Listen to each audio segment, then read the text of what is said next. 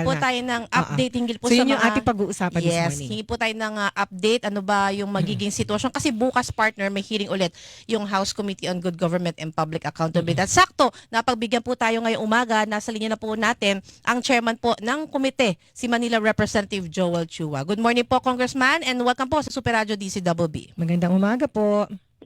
Ay, magandang umaga po at sa lahat po ng inyong tagapakinig. Opo. Congressman, first question, bukas po ay mayroon kayong nakatakdang pagdinig regarding pa rin po dito sa issue ng confidential funds. Tuloy po ba ito despite po sa mga nangyari nitong weekend? Tuloy po to. Ito po ay mangyayari ng alas 10 po ng umaga as scheduled. Opo. At dito po ba sa pagdinig na ito, Congressman Chua, padadalihin niyo pa rin si Attorney Zulaika Lopez? Opo, mahalaga rin po na siya ay makadalo para madesisyonan na po kung ano rin po yung gagawin namin dun po sa kanyang contempt. Paano po, Congressman Nympha Ravelo po ito, sir? Paano po yung kanyang medical condition? Hindi ho ba Yun, ikino-consider yun? Kasi baka mamaya ho, doon ano ba sinasabi? May anxiety attack? Oo, Anxiety attack, tama. Paano po iyon, Congressman? Actually, isa po talaga yun sa kinonsider namin. Supposedly po yung contempt is for 10 days, yun po yung maximum. But because of meron po kasi siyang, nung umattend po kasi siya, meron siyang back problem, meron po siyang iniinda. So, because of that, at saka sa mga naging respectful naman po siya sa committee, ginawa na lamang po itong 5 days, in which is tomorrow nga po. Kaya nga po, yun po yung isa po sa mga pag-uusapan po namin. Lahat Po naman po yan, i-consider naman po lahat yan ng mga miyembro. Paano po ba ang inyong rule, Congressman Chua? Hihingi ho muna kayo ng clearance ng doktor kung safe na humarap siya sa inyo. Ganun ho ba yun? Well, nung pina-check po siya sa veterans, clear naman po eh. May clean bill of health po siya. Yung po yung report sa amin ng Sergeant at Arms. Siguro after that, yun po ang aalamin namin kung ano po yung mga meron pa siyang iniinda. At kung hindi po bigyan ng clearance ng doktor, wala hong choice. Kundi hindi nyo ho talaga pwedeng persahin. Ganun ho ba yun? Ay hindi naman po natin po pwedeng puwersahin kung meron pong medical condition po siya at kailangan po niyang makonfine ng tuloy-tuloy sa veteran. Opo. Congressman Chua, nabulaga din po ba kayo doon sa nangyari nitong weekend? Yung pong simulan natin sa pagdalaw ni Vice President Sara Duterte ng gabi kay Attorney Lopez, nagpahating gabi siya doon sa Batasang Pambansa at yun nga, nagkaroon na ng mga tensyon, may mga may init na mga pahayag. Na-expect niyo po ba ito? Yung na ganito magiging sitwasyon dahil nga po sa pinataw niyo pong contempt kay Attorney Lopez? Alam po ninyo, medyo nagulat nga rin po ako kasi lahat naman po nung... Actually, in fairness to the Vice President, humingi naman po siya ng permiso. Kung pwede po siyang mag-stay doon sa detention until the duration ng detention ni Attorney Lopez. Ito po hindi namin pinagbigyan dahil unang-una hindi naman po siya detainee. Saka alam naman po natin na masyadong high risk po yung security po nung ating Vice President. Hindi naman po yung ordinary tao. At wala pong instance na may pinayagan po kami. In fact, kahit po conjugal visit, hindi po namin pinapayagan. Pero pinayagan po namin siya to visit si Attorney Lopez. In fact, I understand, nagpasalamat pa nga siya the following day dahil pinayagan siya na bumisita. Kaya don't see any reason kung bakit dapat mangyari po ito eh. Yung mga kaganapang to, sa totoo lang po, wala naman po may kagustuhan na mangyari lahat ito. Kung sumunod lamang po sana sa protocol. Kasi kung, let's say for example, ang allowable visit is like 8 to 5 or 8 to 7, inaalaw naman po namin siya to stay there. Wala naman pong pipigil sa kanya. Pero siyempre po, yung doon na po siya mag-stay, yun po yung naging problema po. Nagkaroon po talaga ng security risk. So ibig sabihin po, Congressman Chua, kaya ho kayo nag-decide na ilabas ng batasan itong si Attorney Lopez ay para lumabas din po sa batasan complex ng Vice President. Well, unang-una po hindi naman po ako ang nag-decide noon. Ang nag-decide po noon is yung committee dahil nga po na-alarma po yung mga committee dahil meron pa po siyang isang sulat na kung pwede daw payagan siyang mag-jogging sa perimeter ng Batasan compound doon po sa loob. Si Vice President po yan, sir. Opo. Mm-mm. On top of that, sumulat din po si Congressman Pulong na na pinapayagan niya yung kapatid niya na matulog doon sa... So lahat po ito naman, dinala ko naman po ito sa committee. Pero kasi ito po hindi po nung nag-uusap nga po kami ng mga miyembro ng committee, sabi ko nga po hindi naman natin concern to. Ito hindi na under ng committee natin. Kaya po yung letter nila, pinorward ko na lang po sa Sergeant at Arms. But unfortunately, after a few hours, may mga nakikita po sila mga post sa Facebook, yung mga miyembro, tapos may mga nare-receive na information na parang may mga gustong mag-mobilize doon. So parang medyo na-alarma yung mga miyembro. Kaya po may mga tumawag po sa akin na baka po pwede i-convene ko. Magkaroon kami ng special session para mapag-usapan to.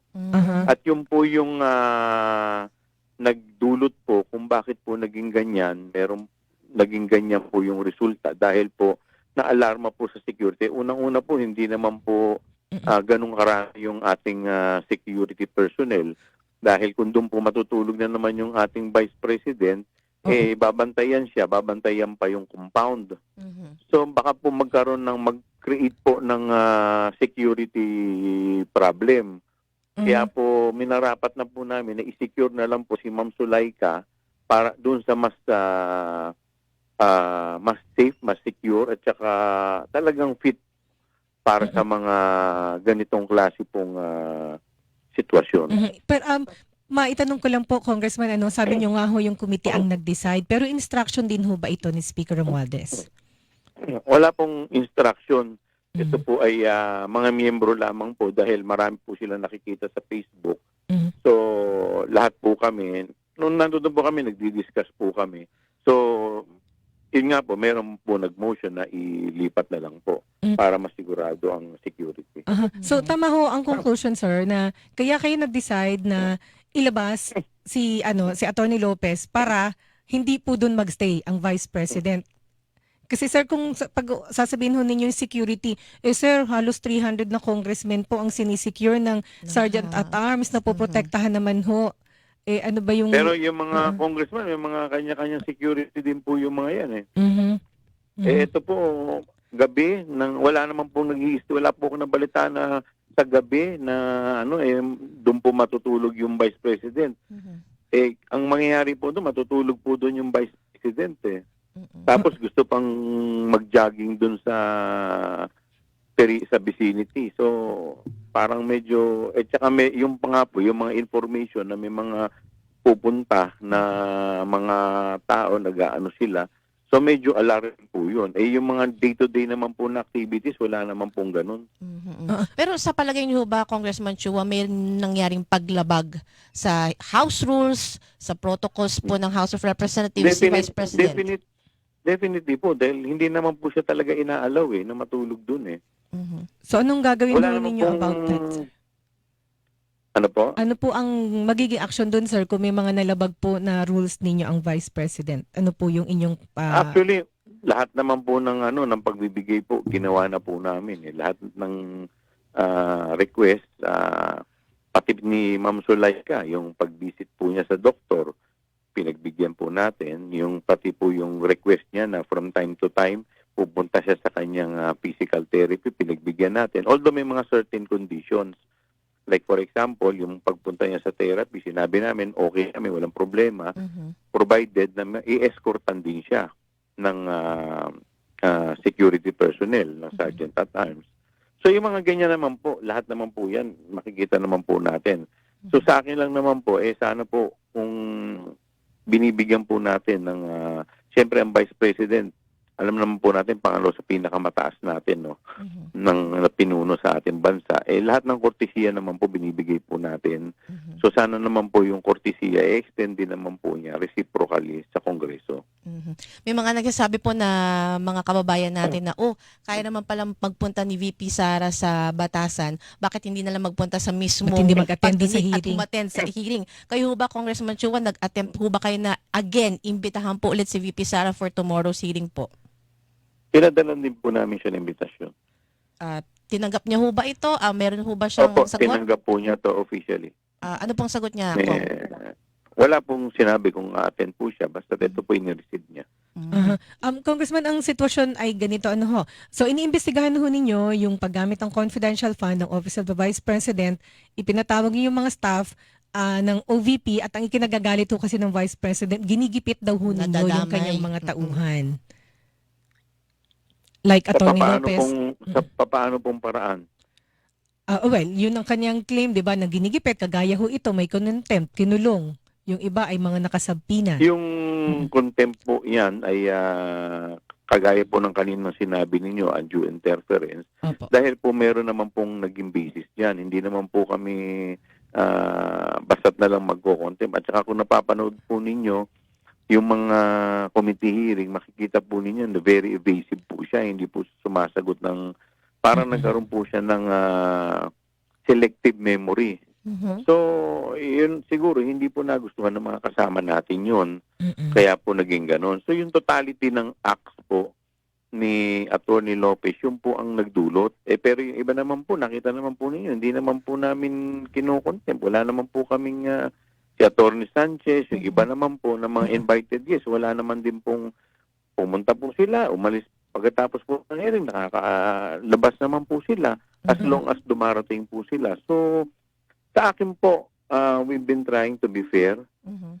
So, yun lang naman po. So, yung kung ano man po yung mga nangyari, may mga basis naman po kung bakit nangyari po yun. Opo. Ito po, Congressman, bakit po ang naisip ninyong paglipatan kay Atty. Lopez ay Women's Correctional? Kasi sa inyo na ho, kayo na ho ang sumagot, Congressman, doon sa mga batikos, mga observation na hindi naman, ang investigasyon ninyo ay hindi naman in aid of persecution o prosecution, kundi in aid of legislation. So, pag ikinulong ninyo sa correctional, para naman na ho siyang pinarusahan. Parang may kaso na. Parang may kaso na. Samantalang, ang pagkukontempt po sa rules, well, ang pagkaintindi ko sa rules po sa Senate, sa House din, kinukontempt pagka nagsinungaling, evasive, at to compel, 'di ba, para inaaresto, to compel them to attend the hearings. So dito po parang paparusahan na po siya.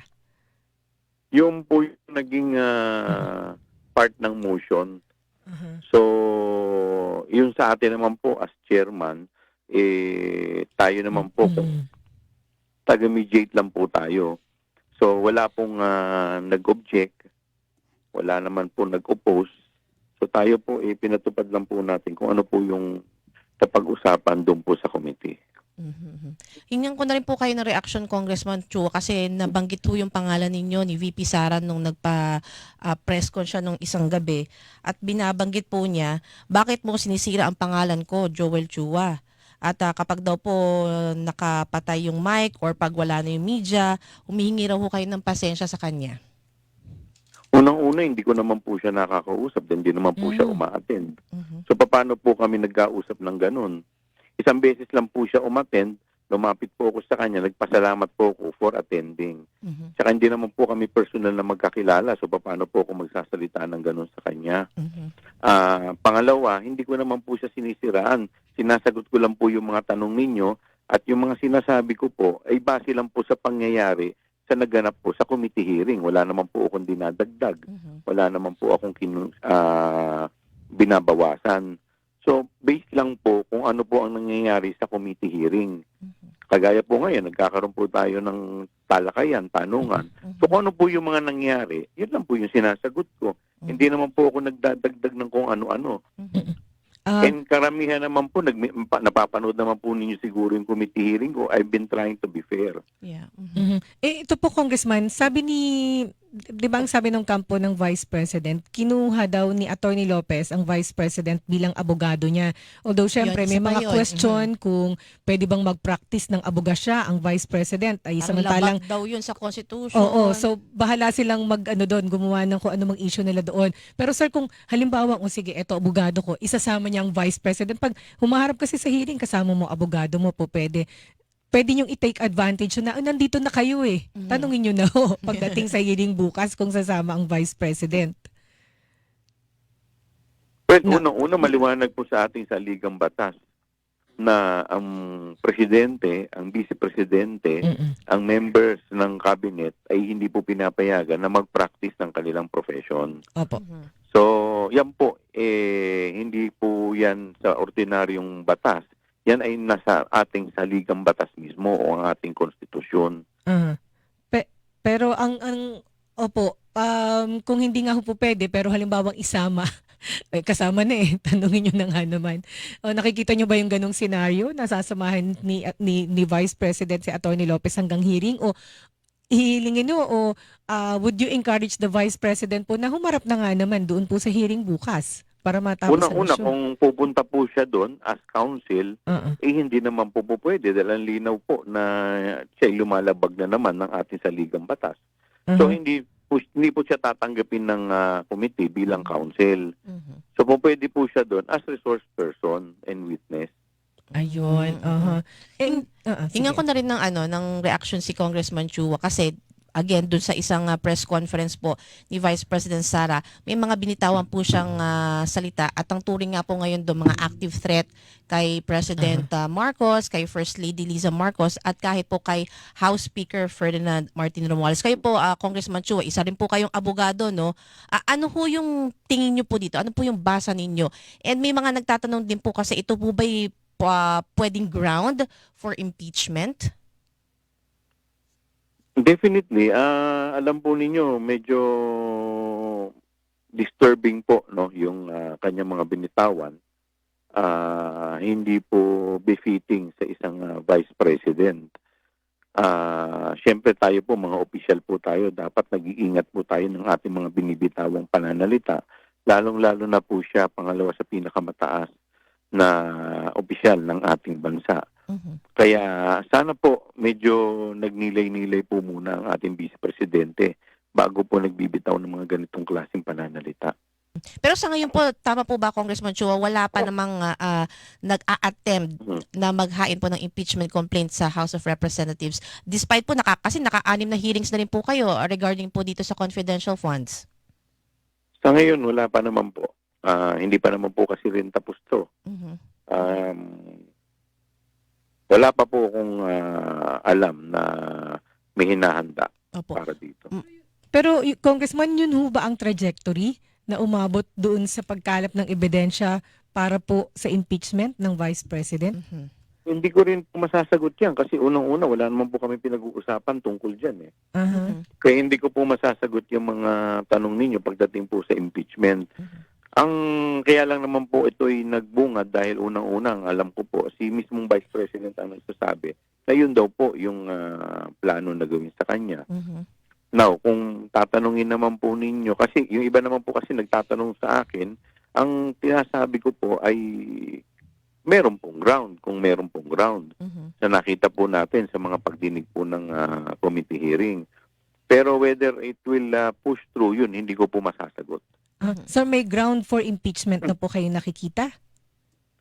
Marami po dahil unang-una yung mga unang-una yung betrayal of public trust, yung graft and corruption.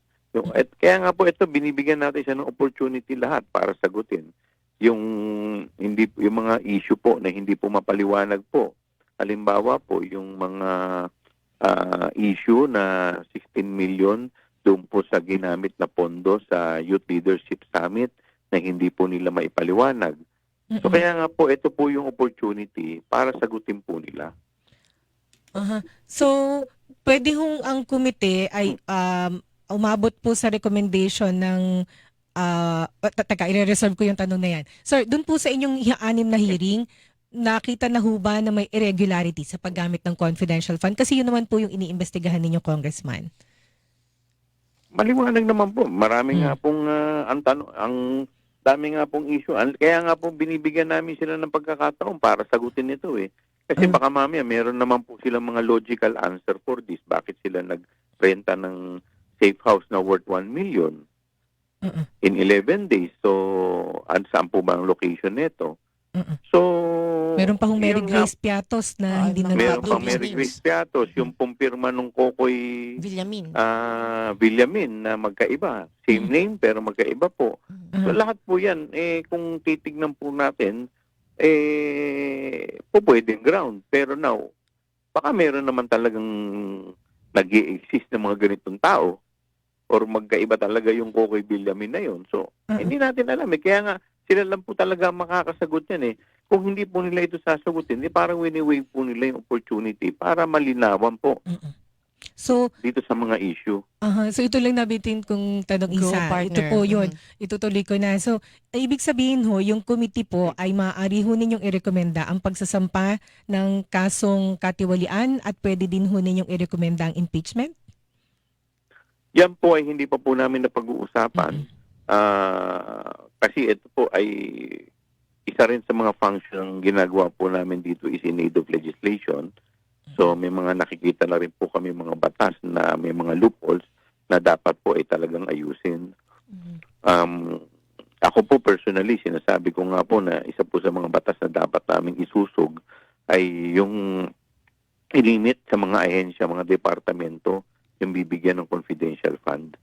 Nang sa ganun, ito ay lalong-lalo na yung mga ahensya na wala naman pong kinalaman sa mga intelligence gathering. At saka sir, bukod sa ililimit siguro yung bibigyan, yung pong reporting mechanism, Yun, di isa ba? pa yan. Kasi yun ang doon Correct. nagkakaproblema di ba?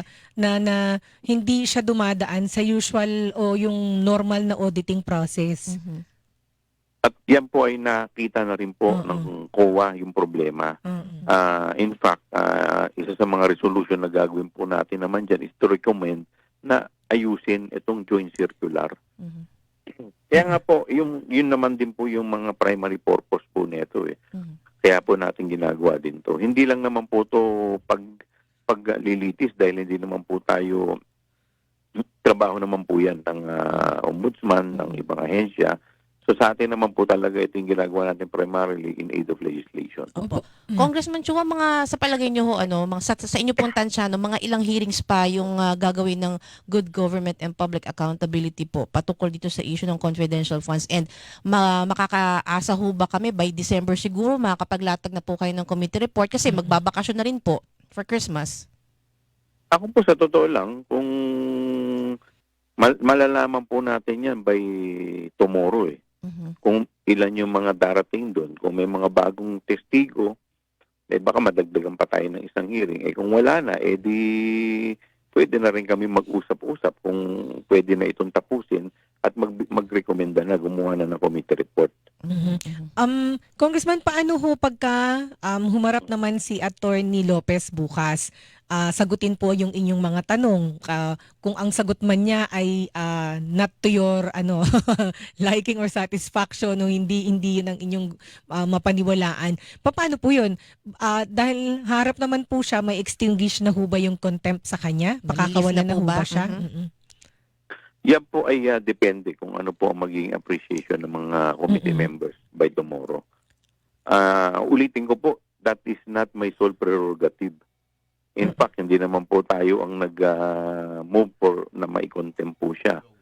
So, kaya nga po, hindi ko nga maintindihan, tayo po taga-sunod lang dito.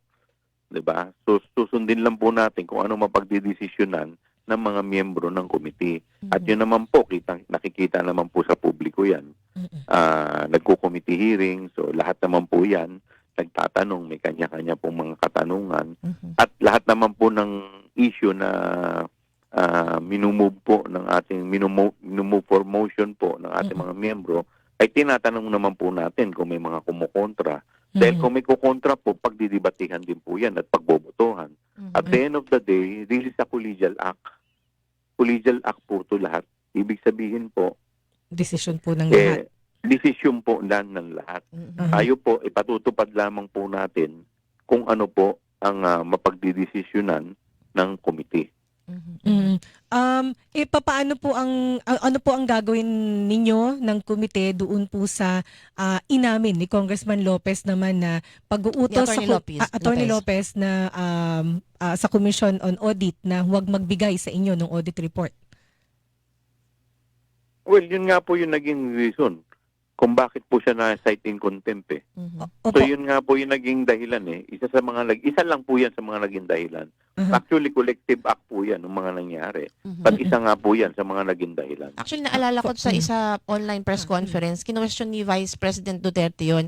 Parang hinahanap niya yung minutes nung naging meeting nung House patungkol naman doon sa paglipat ng pag-detain kay Attorney Lopez. Isa pang question, siguro ano lang naman to, ayoko naman din pong i-preempt, no, Congressman Chua, no, kung sakasakali po na ituloy yung contempt orders po at yung pag-detain kay Attorney Lopez, kayo ho ba magde-decide po na sa loob pa rin siya ng batasang pambansa? Ito, correctional pa Or rin sa ba? O pwede na correctional pa rin? Or sa batasan? hospital, di ba? Dahil meron nga po siyang dinadamdam. Pag-uusapan po namin ng mga miyembro yan. Basta't ako po, as chairman, isa lang naman po ang gusto ko eh. Siyempre ako naman, sa totoo lang, wala naman po may gusto na mangyari lahat ito eh. So kung susunod lang po sana tayo sa alituntunin ng Kongreso, like for example, yung visitational hours, tingin ko wala naman po magiging problema. Dahil lahat naman po, kung kinakailangan po ni Atty. Lopez ng doktor, padala po natin. Kung kinakailangan po niya ng physical therapy, papadala po natin. Kung sino po yung mga gusto niyang bumisita, inaalaw din naman po natin. So we've been very lenient naman. Pero sana naman po, wag naman po sana ito abusuhin. Ito pala. May sinabi ho ang Vice President sa isang interview kahapon na nagre-resign na daw sa kanyang pwesto Yan, si Attorney Lopez. So, ang sabi ho, pumayag daw ang Vice President. So, ano ho ang magiging epekto noon? Kasi pagka ho wala na siya dun sa OVP, pwede niya hong sabihin na wala na siyang access sa mga documents. Well, yung pag-resign po niya, internal po nila yan. Ito naman pong part ng investigation natin, yung past acts niya as Chief of Staff. Hindi naman po to kinalaman sa mga susunod na acts nila. Ayun, kasi ito po yung sabi ng Vice President. O sabi niya, referring to Attorney Lopez, I want to resign from the office of the Vice President, and I told her, okay. Sabi niya, I want to go home to my mother. So, magre-resign na nga daw dun sa office niya. So, sir, walang epekto yun. Mag-resign man siya, tuloy pa rin po yung pagpapatawag sa kanya. Dahil wala naman po itong kinalaman sa future acts niya as private citizen eh. So ito po ang kinalaman po nito, ang usapin po na to ay dun po sa mga past acts nila. Ako last question na lang po, meron na ho bang balita dun sa iba pang OVP officials na sinabi na po ninyo at pinatawan din ng contempt? Like si Attorney Lemuel Ortonio po. Wala pa naman po. Malalaman po natin yan. Bukas. Akong last question ko ho, may balita na ho ba kay Mary Grace Piatos? Kasi sila yung nag-offer, tama ba, ng 1 million pesos? Opo, may nagbigay na po ba sa inyo ng information o tataasan ho ninyo yung offer na 1 million? Hanggang ngayon po, wala pa rin po kaming balita tungkol kay Mary Grace Piatos. Sana naman lumabas si Mary Grace Piatos na matapos ang palaisipan. Kaya nga, punta siya sa house bukas. So hindi nyo dadagdagan yung 1 million na offer? Hindi, wala po kami na pag-uusapan. Medyo na ano po kami dito itong weekend. Medyo iba po yung naging focus ng attention natin. Papuyat pa si Congressman. Oo, matindi din yung mga hinaharap ngayon, tsaka yung mga sagutan kasi, di ba? Anyway, Congressman, abangan po namin yung hearing bukas. Abangan po natin. Opo, alas 10 po yan. Hopefully po maging maayos naman po. At sa ganun ay matapos na rin po natin itong ating committee hearing. Ayan. And with that po, Congressman Chua, maraming pong salamat sa inyo pong panahon. Magpahinga na po kayo. Dahil I'm sure pagod na pagod kayo nitong weekend na to. Maraming pong salamat, Congressman. Maraming salamat din po. Yan po si Manila Representative Joel Chua, ang chairperson ng House Committee on Good Government and Public Accountability. Doon lang sa sinabi. Hilingan, walang pinoprotektahan.